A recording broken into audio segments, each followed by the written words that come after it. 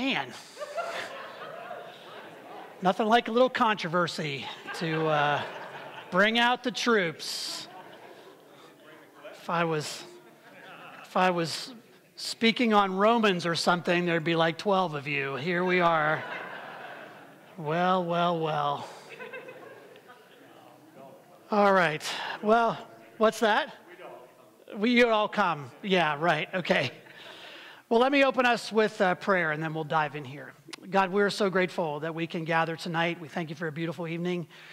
We ask that your spirit be on us tonight in our listening and our speaking, that we represent you well in all that we say and that we do and that we think. We want to be your people, and we want to represent you in the best possible way. Jesus, send your spirit in the name of Christ. Amen. All right, so we're here to talk about some of the things that have been going on denominationally. Obviously, that is of interest. I said to Jason at one point, I said, maybe nobody will come because most people don't care that much about what's going on in the denomination. They only care what's happening on Sunday morning, but here you are. So we'll press on. Before we do, I want to lay some ground rules. To test whether what we've been preaching on for the last month and a half actually has any teeth or not. So we'll see here. Tonight is for sharing information, not for debate.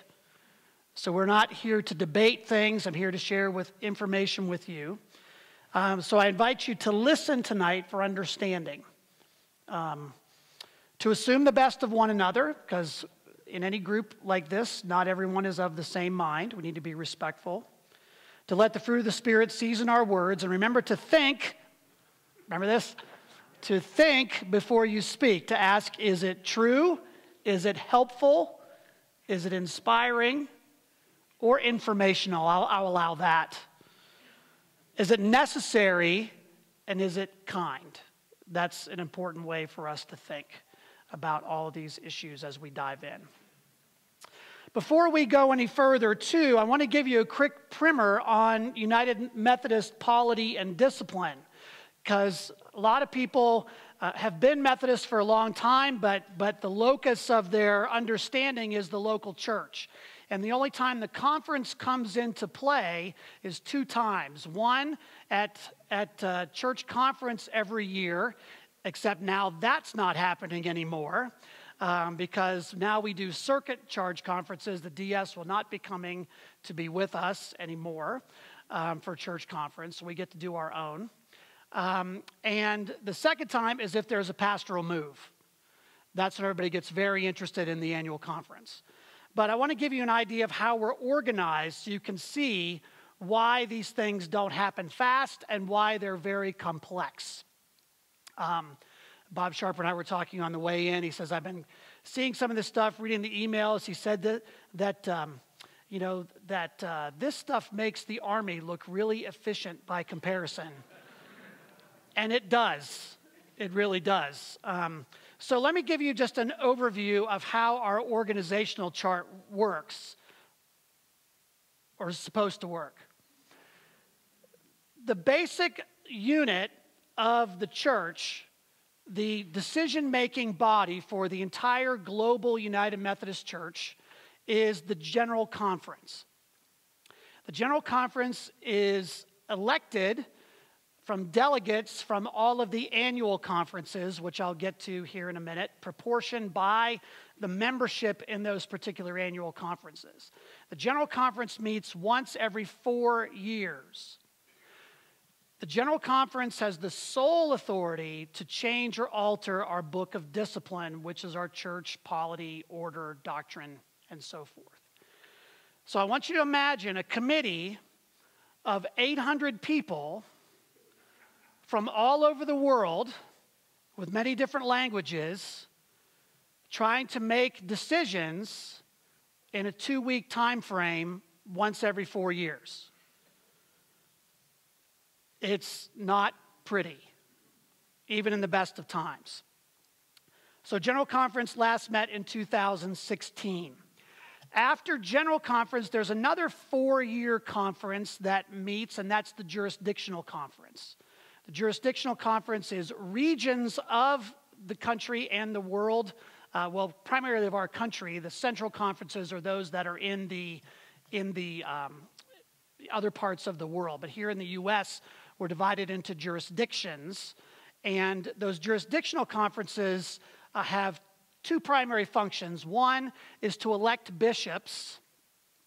So the bishops are elected at the jurisdictional level, and then they are appointed by that jurisdictional conference to a particular annual conference within that jurisdiction. They're bishops of the whole church, but they are primarily governed by a jurisdiction. So if there is a bishop who's appointed in that particular jurisdiction, they're also accountable primarily to that jurisdiction. If a bishop, there's a problem or something, it's that particular college of bishops in that jurisdiction that makes a decision about that.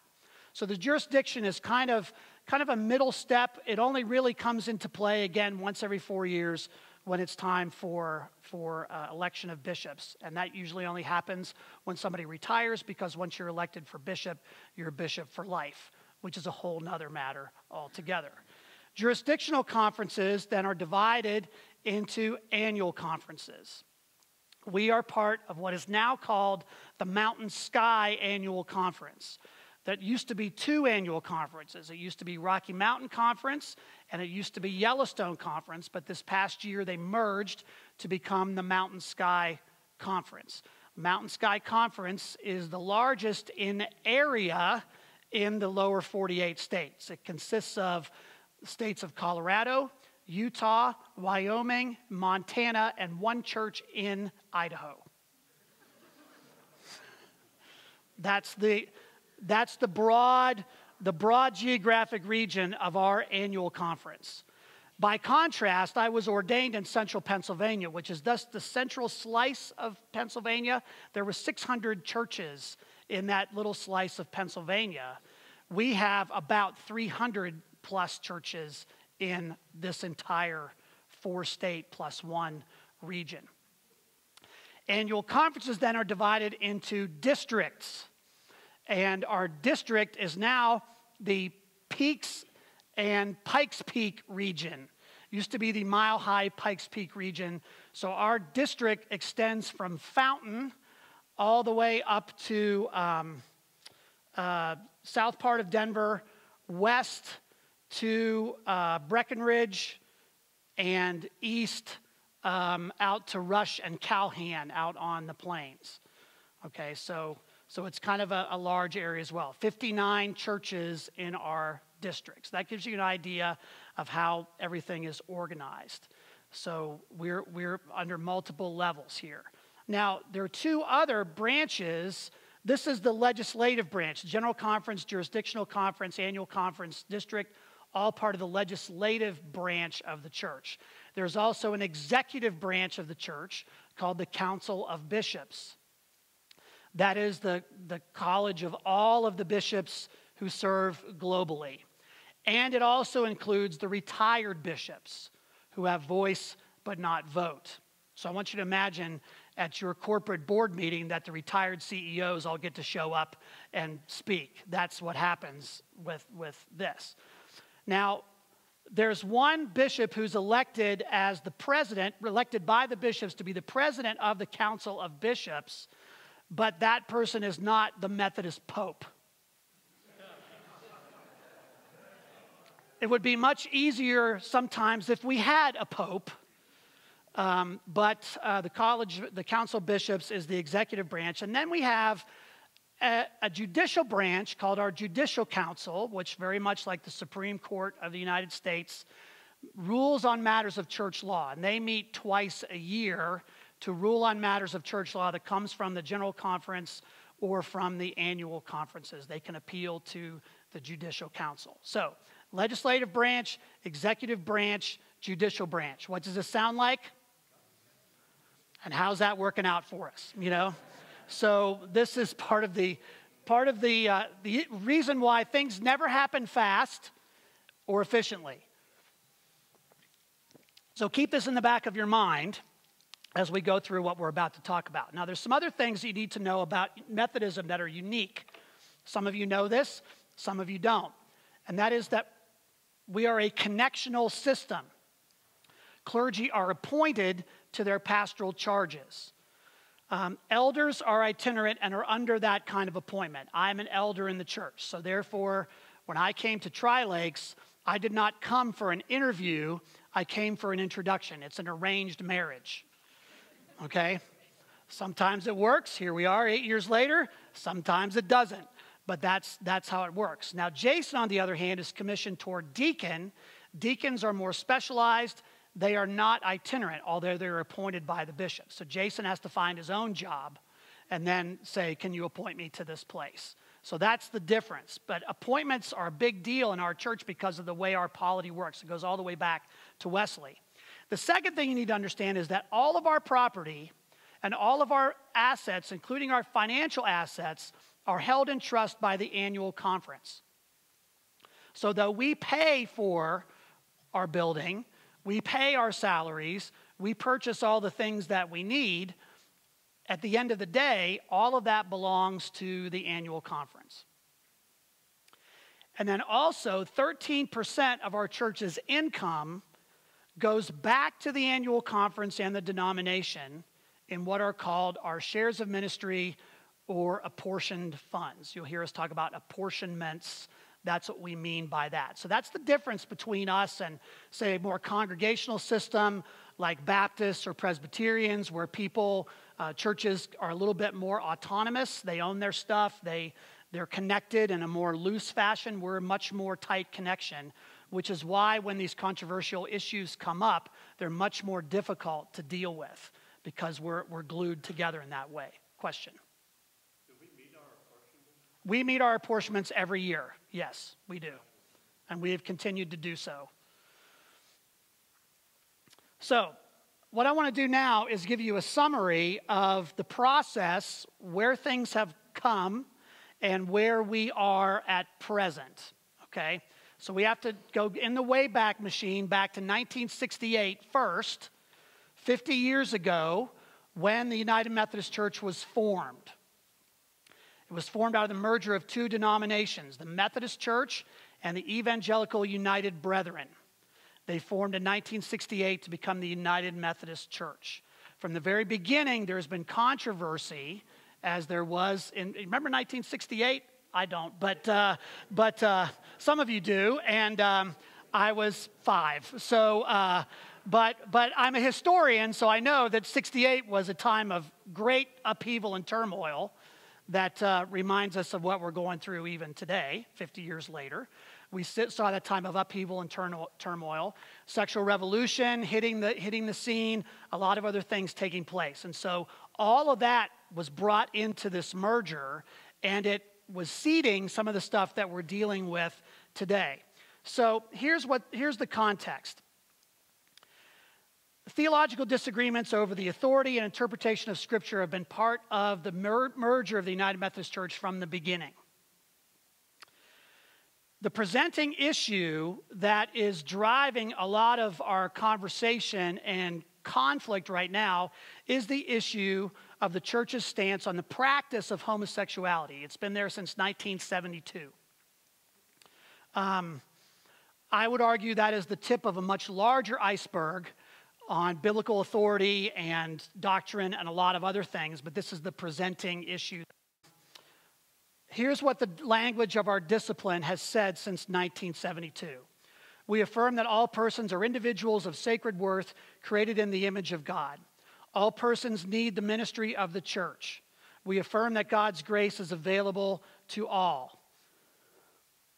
But the United Methodist Church does not condone the practice of homosexuality and considers this practice incompatible with Christian teaching. We commit ourselves to be a ministry for and with all persons. The performing of same-sex weddings by United Methodist clergy is prohibited. The ordination or appointment as clergy of self-avowed practicing homosexuals in the United Methodist Church is also prohibited. So this is the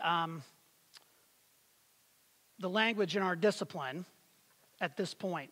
Since 2012, however, some annual conferences, bishops, and clergy in the United States have engaged in disregard for our church's requirements, and out of their conscience about human sexuality issues. So clergy, including retired bishop, have performed same-sex weddings with no disciplinary consequences. 11 annual conferences and 2 jurisdictions, including our own jurisdiction, voted not to conform to the Book of Discipline. Self-avowed practicing homosexuals are serving openly as clergy, and we have the election of a married lesbian woman as a bishop, who is now our bishop, Bishop Karen Oliveto. The 2016 General Conference, this issue comes up every 4 years at General Conference. At every General Conference, it's the marquee thing that comes up. This is where most of the energy goes. And at the 2016 General Conference, at some point during the conference, it looked like things were going to go one way, doubling down on our discipline. And there was a call from the floor to suspend discussing any more, going back over this again and again as we have done every 4 years, to try to find a way forward that would be either a compromise or an opportunity for us to think about how the church might go its separate ways. So they asked the bishops. They actually didn't ask the bishops to appoint a commission. The General Conference asked the bishops to lead. They asked the bishops to lead the denomination through this crisis. But the bishops, primarily being bureaucrats, did what they do, and they formed a committee of 32 people. Now, that commission consisted of people from all sides of the spectrum. That's a good thing, right? So trying to draw this team together of people to talk about these issues and try to come to some kind of resolution, therefore was called the Commission on a Way Forward. Because the ongoing fight over this issue is distracting the church from its essential mission of making disciples of Jesus Christ. All of our energy seems to go here all the time. We don't go to any annual conference meeting or any district meeting or anything else where this is not the thing that tends to drive everything that happens. The Commission on a Way Forward was the global group and included people from around the world of 32 persons. They met for 18 months, and at the end of the 18 months, they came to the Council of Bishops, and they offered 3 options. And that's what I want to talk about now, are the 3 options that came up. And the bishops then called for a special 4-day general conference for February 2019 in St. Louis to specifically deal with the things that the Commission on a Way Forward brought forward and also accompanying legislation and petitions that might go with that. So to deal specifically with this particular thing as a way of trying to resolve once and for all where the church is going to go on these things. So here are the 3 options. First of all, there is the One Church plan, which is also known as the local option, which is a plan to agree to disagree, allow each church and annual conference to make its own decision on what they will do with human sexuality. Number 2 is the Connectional Conference plan, which would create 3 new theological branches of the church, 3 churches within a church, each with its own focus and locus. And the third one is, those would be the traditional, maintain the current stance, the unity, similar to the One Church plan, local option, and a progressive branch of the church, which would require all churches and pastors to affirm the practice of homosexuality. And then the third major plan is the traditional plan, which is to maintain the current stance of the church with enhanced accountability and a gracious exit for those who cannot live with that. So those are the 3 plans. You'll hear the plans talked about. I don't know how many of you are seeing some of this stuff online. You'll notice that. That's what the plans are. So let me dive into those in some detail. First of all, we'll talk about the one that has the least juice right now. Almost no one is talking about this one. Almost no one is supporting it. And you'll see why here in a minute. That would create 3 new theological conferences in place of the current 5 geographical jurisdictions. The jurisdictions and annual conferences vote first on which branch to affiliate with, meaning fewer local churches would have to vote. And that continues a United Methodist Church umbrella of shared services and shared doctrinal standards. So in other words, things like UMCOR or the Board of Discipleship or the pension board. All of that would be shared by these different entities. Sounds good.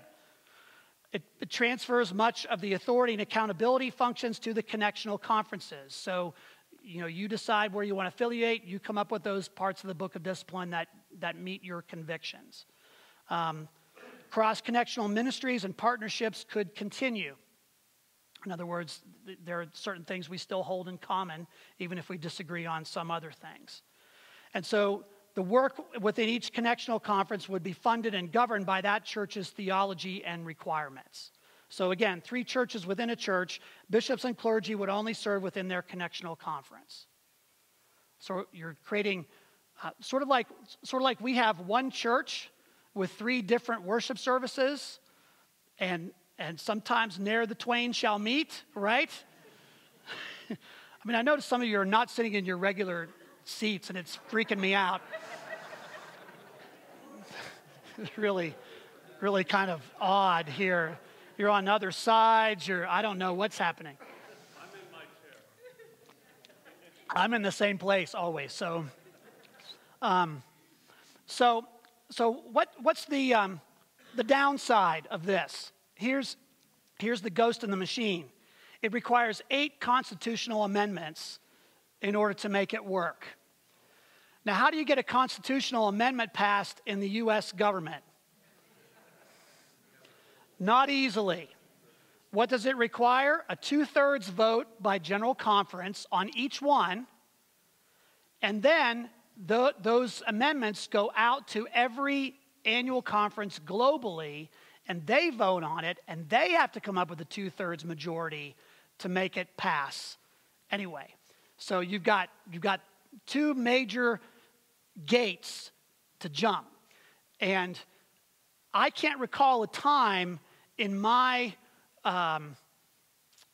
we did some constitutional amendments this last General Conference that were fairly benign that passed. One that they sent out that after we voted on it, they realized, we had the wrong wording, so we're going to have to vote on it again. Again, U.S. Army, very efficient by comparison. So getting 2/3 of the people in the General Conference to vote on something one way is a tall order. Implementation of this would take 4 to 5 years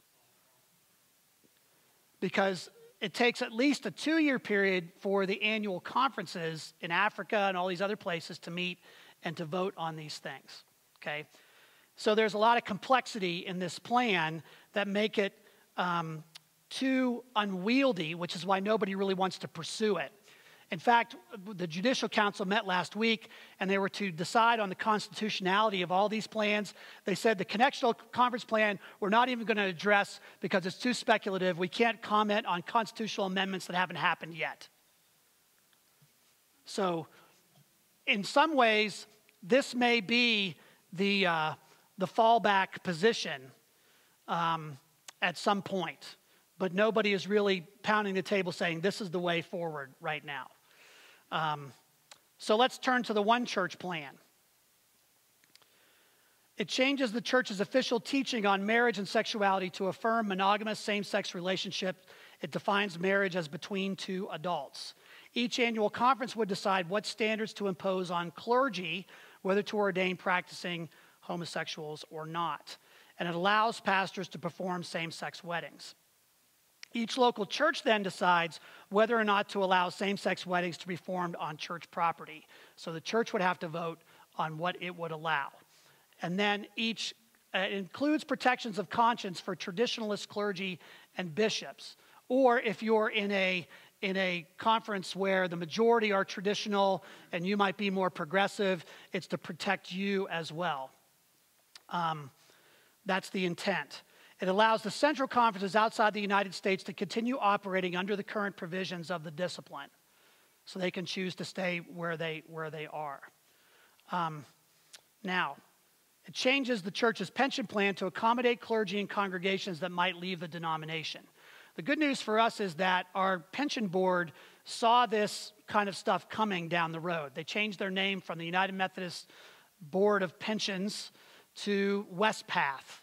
And so they are prepared to affiliate with whatever emerges out of General Conference in 2019. So for clergy, our pensions are vested. You know, we don't lose our pension if there's a split in the denomination or anything like that, which is good news.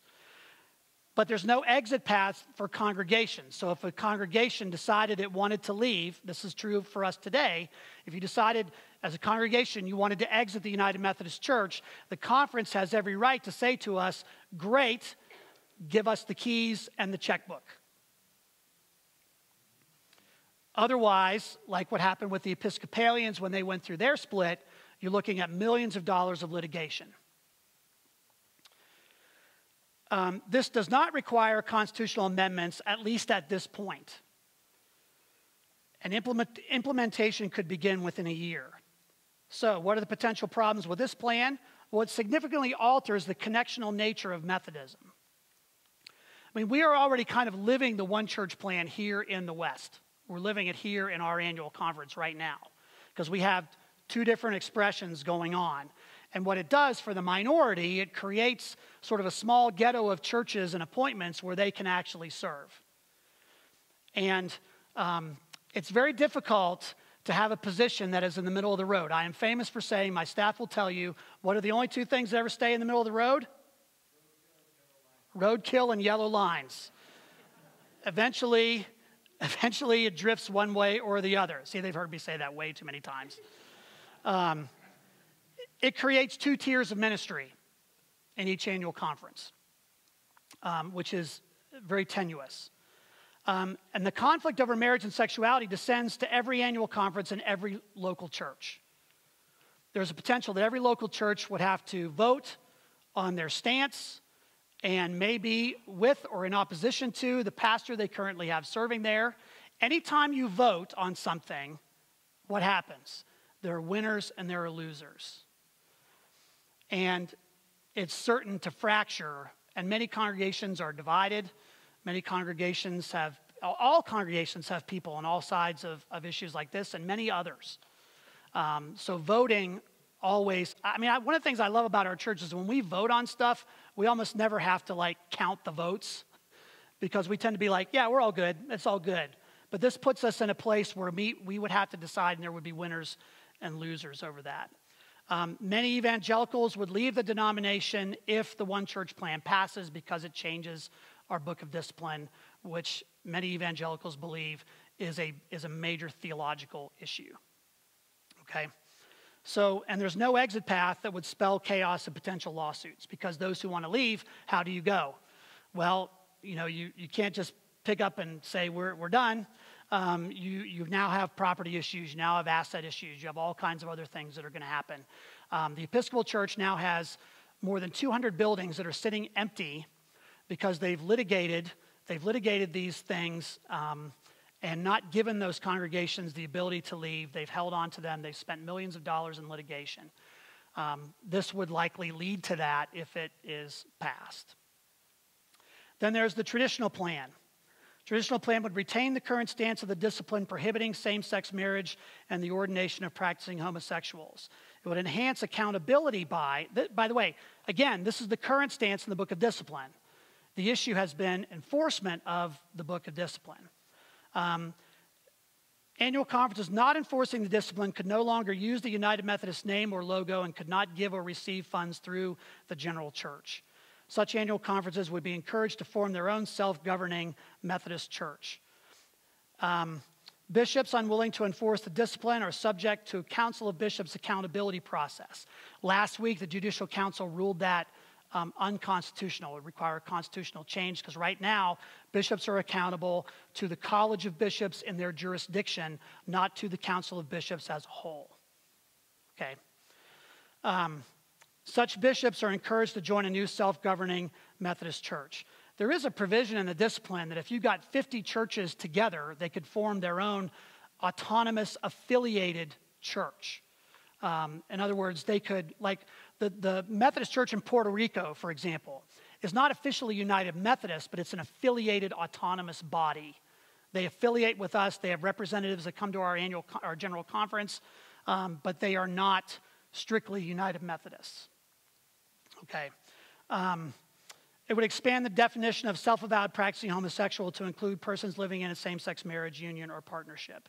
And it would require a mandatory minimum penalty for those performing a same-sex wedding. One of the things that's happened, and some of this charges have been brought, the cases have gone to church trial, and I was on a jury for a church trial on a sexual harassment misconduct case.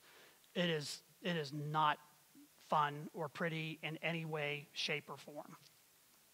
That is a week of my life I will never get back, and it was really tragic. Other things, only persons willing to uphold and enforce the discipline could serve as members of the Conference Board of Ordained Ministry. Conference Board of Ordained Ministry is half clergy, half lay. They're the ones who approve candidates for ordination in the church. And it would prohibit bishops from dismissing a complaint unless it has no basis in law or fact. You can't just blow it off. And it would reform the just resolution process to require a respondent to promise not to repeat the offense. Some of these things are up in the air constitutionally. The Judicial Council, when it ruled last week, ruled that the one church plan was mostly constitutional. The traditional plan had some issues that needed to be corrected before the legislation would be considered constitutional according to our current constitution, if that makes sense. The traditional plan does provide a gracious exit path. It recognizes that some would be unwilling to live by the book of discipline, that a coerced covenant is not a covenant, and that annual conferences may vote to leave the UMC and join a new self-governing Methodist church. Individual congregations may vote to leave the United Methodist Church and join a new self-governing Methodist church, although that is constitutionally problematic too at the moment. So, provides a gracious exit path. Conferences or congregations leaving the United Methodist Church may keep their property. They must, however, provide for pastors' pension liabilities in exchange for the right to leave the UMC.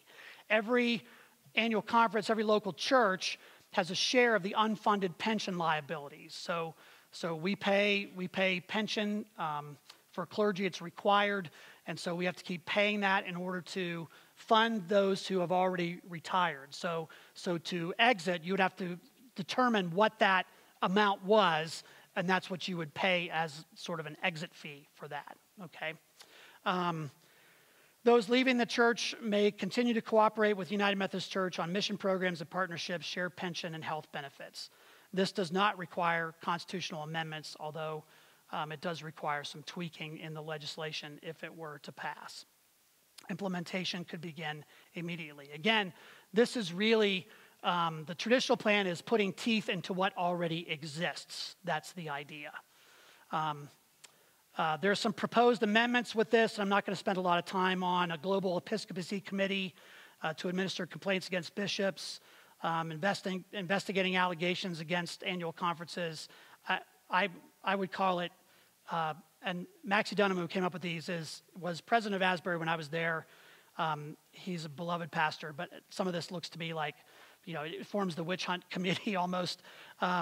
Bishops not willing to uphold and enforce the discipline would no longer receive funding for expenses. It puts us in that place. It would provide a one-time grant of $200,000 to annual conferences leaving the United Methodist Church to assist with transitional expenses. You got to change all your letterhead. You got to change your logos. You got to do all that kind of stuff. So that would be a grant given to those departing annual conferences. And the provisions of the traditional plan should take precedence over any conflicting provisions in the discipline that are not in the Constitution. Here are the potential problems. There are some constitutional issues with this one, as was revealed last week. Those probably could be tweaked and resubmitted. The idea that the progressive wing of the church will say, thank you very much for the exit path, we don't agree, we're going to take that exit path, is not likely. Because my progressive colleagues believe this is a justice issue, and until everyone is on board with that, they're going to stay and fight it out. They strongly believe that. Accountability would require firm and controversial actions by the church, which it has thus far not demonstrated the will to do. Our bishops are not of one mind, and they do not enforce the discipline uniformly. The accountability processes might not work, and The reality is some evangelical congregations want to leave regardless because they don't want to continue the fight. But an exit path may be available, maybe. That's one of the things that may happen. There's another plan that's emerged that was not part of the Commission on the Way Forward called the Simple Plan. That removes all the prohibitive language regarding LGBTQ persons, would allow same-sex marriage everywhere. Ordaining and appointing self-avowed practicing homosexuals would no longer be prohibited. Implications, it avoids potential constitutional problems, but it represents a complete change in the church's position, would likely cause up to 90% of evangelicals to depart from the denomination.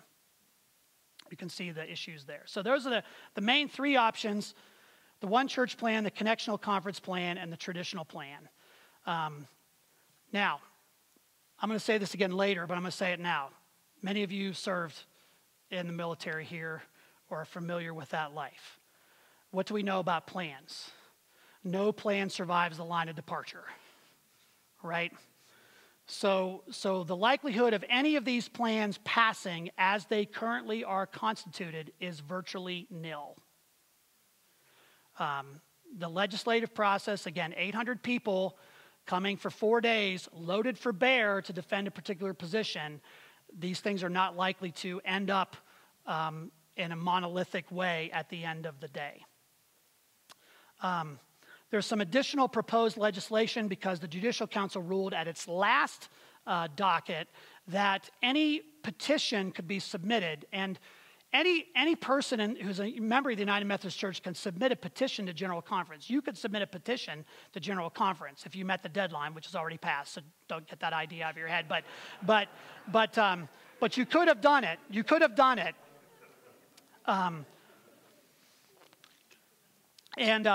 And so there was some additional legislation that was proposed that is going to be considered as well. One is, and this one has some bipartisan support, and that is that would allow an exit path for annual conferences or churches no matter what plan ultimately prevails. There's a move on to try to vote on that first, because if you can vote on a reasonable exit path, then it makes the conversation around the other plans a little less volatile because there's less at stake. That's one of the things that is out there right now.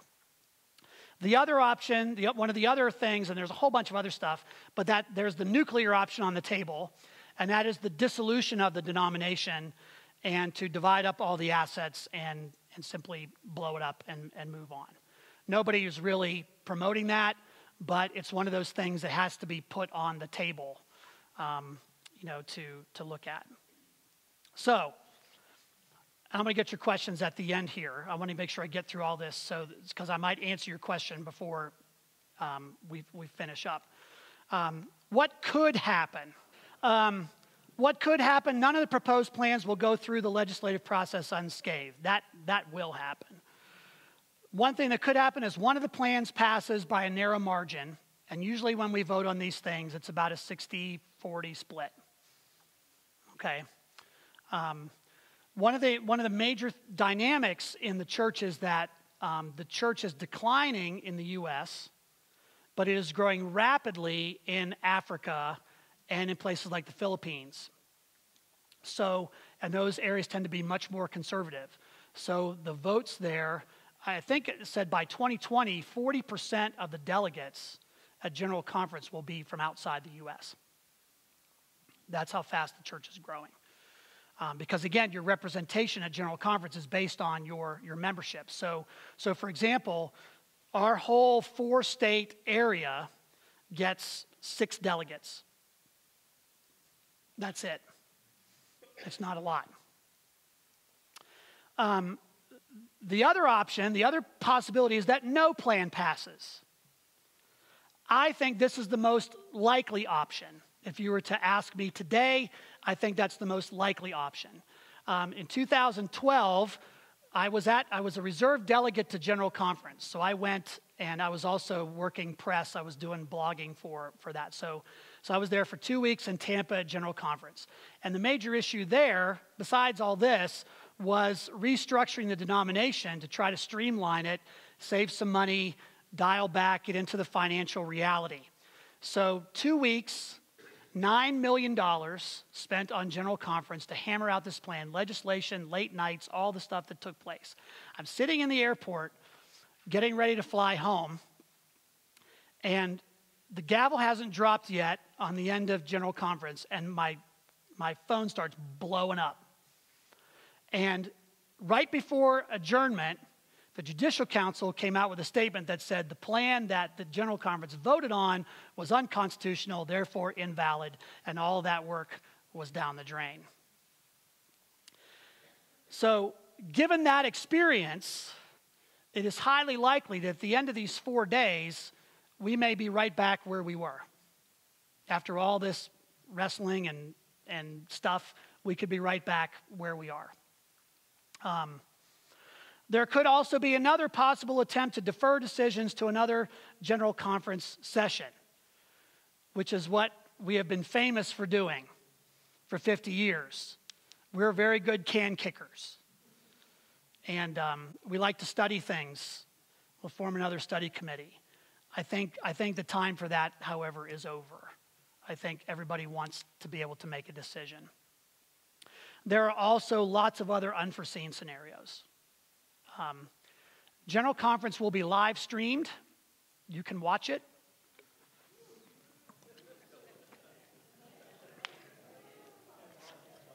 Normally it is a colossal snooze fest. However, this time, because everything is packed into 4 days, it is likely to be high drama and theater. And not in a good way. We could have a watch party. We could have a watch party if you want. Yeah, to see what actually happens. Again, I pray, we pray in the Lord's Prayer every Sunday, thy kingdom come, right? That would be awesome, okay? Problem solved, okay? That would be great. I would love that. What does this mean for us as a local church? Here's where rubber meets road. Okay. The bottom line is we don't know. So after all I've told you, we don't know what that means. It would be impossible to speculate what it means. Any plan the denomination adopts, even if it's no plan, will prompt decisions that will be challenging for us. And no matter what happens, the mission of our local church will remain the same. In any organization, 10% of the people are wired into everything that's going on. 10% of the people are opposed to everything that's going on. And 80% of the people don't really care that much. So for the vast majority of folks in our congregation, although this is a pretty good size of our congregation, there is a real focus on what we do locally and what we do as a church in this place. Again, our connection with the conference is financial and occasionally personal, but it is an issue. Factors that we have to consider. What do we believe? Not just collectively, but individually around a lot of these things. What does our theology say? What's our mission? What about our church property and assets? Are we willing to walk away? Or are we going to really dig in to hold on to it regardless of what takes place? That might be a decision that the church has to make at some point. What's our long-term strategy? Not just for what happens in the next couple of years, but what's the long-term viability and future for our church in this community? All of that is stuff that we have to consider when we see what comes out of General Conference. When the gavel falls, however, that is not the time to panic. Okay? As I have said, nothing happens fast. Whatever happens, there will be no instantaneous change or decision. There will be time for discernment and implementation, perhaps years' worth. So we are very prone in this culture to overreact to things instantaneously because we receive them instantaneously. That is not a wise strategy.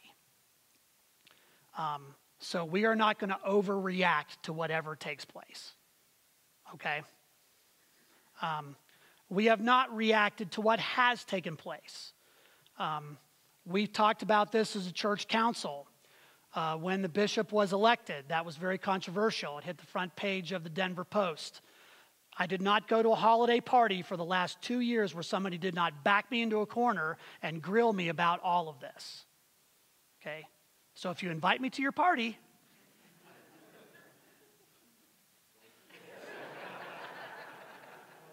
not going to talk about it.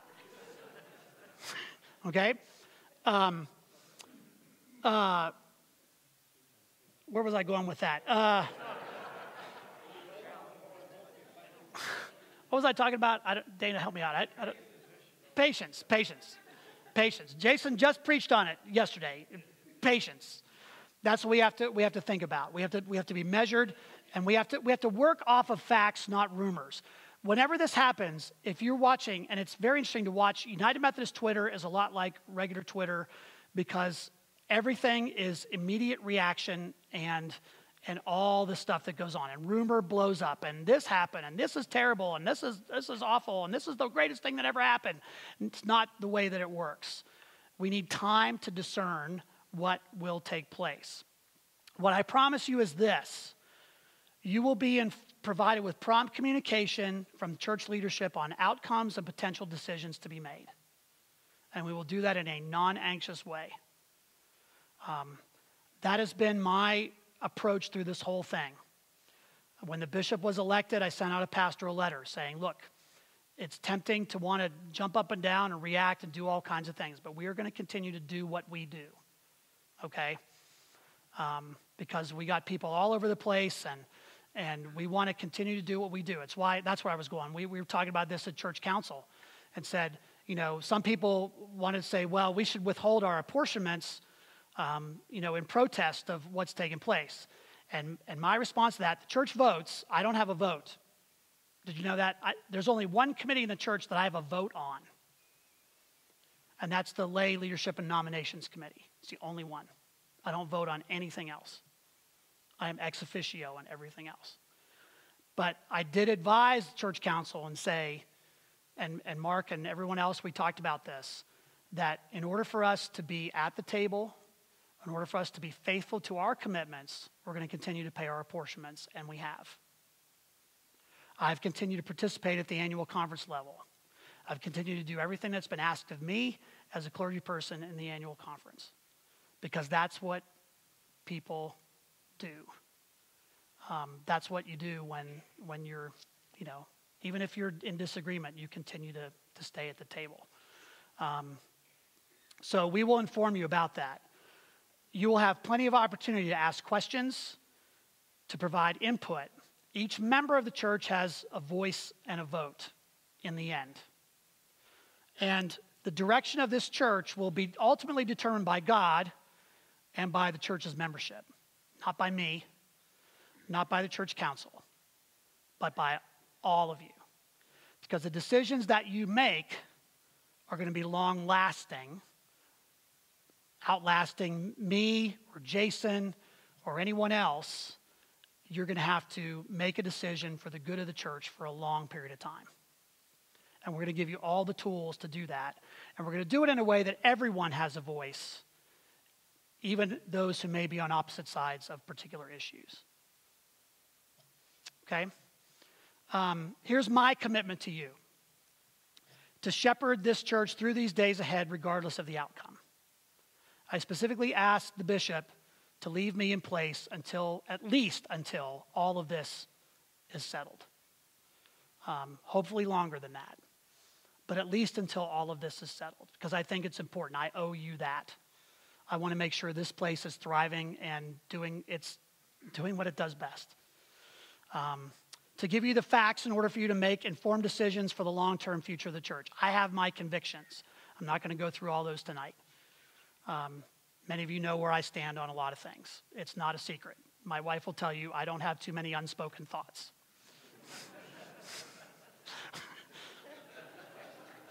My son inherited that particular trait from me as well.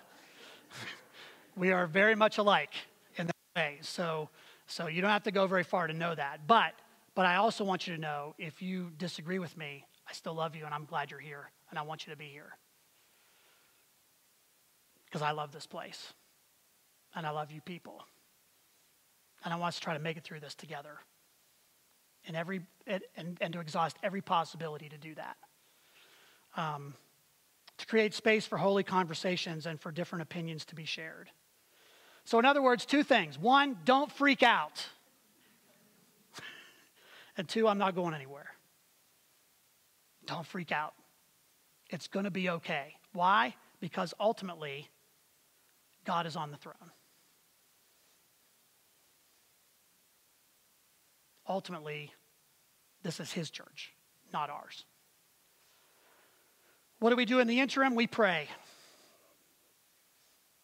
We pray for wisdom and guidance and the Holy Spirit to direct us in the way we should go. And we continue to practice what we do best as Methodists, and that is our general rules. Do no harm. Do all the good you can. Attend to the ordinances of God. Prayer, scripture reading, worship, sacraments, fasting. All the things that we do that draw us closer toward perfection in Christ. Always keep in mind God is on the throne. The mission of preaching the gospel, baptizing, making disciples will never change, even if the form of the church changes or the name on the building does, or if we have no building. I don't know where any of that's going to go. The gospel's still the gospel. And God still wins in the end, regardless of how badly we screw it up. Okay? We will always have differences of opinion. I mean, the stuff we have differences of opinion about here and in most churches are always fascinating, you know. But we must continually cultivate the fruit of the Spirit in all of us individually and collectively. That's what we're here to do. That's what Methodists do. Okay.